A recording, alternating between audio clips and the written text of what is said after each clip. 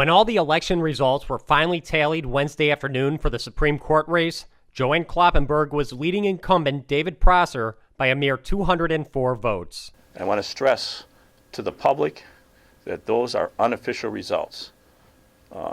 Those are very good numbers because they're publicly available numbers from the tallying of the votes, but we have not completed our process.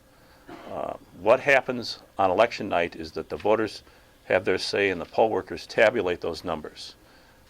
We started today at the municipal level with the process of making sure that those results are accurate. Tomorrow is when we'll start the certification process, and you'll start to see the first official results. After the official results are released, the candidates will have 3 days to ask for a recount. The recount could start next week. Usually the statutes provide for 10 working days for it to be completed. We would expect it to take about that time, a little bit more.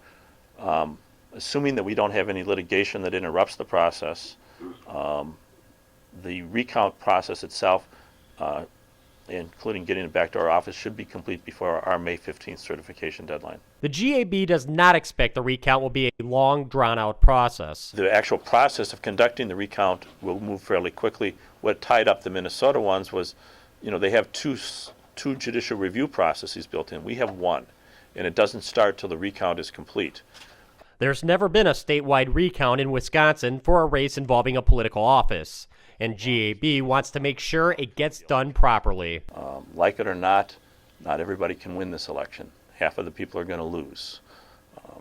And as a result of that, we want to make sure that the losers can accept that, even when it's a razor-thin margin. However, if the losing candidate is not satisfied, it could go to the courts, which could last months and eventually be heard by the Supreme Court, which at that time would have 6 justices hearing the case, 3 conservative-leaning and 3 liberal-leaning. For the MacIver Institute, I'm Bill Osmolsky.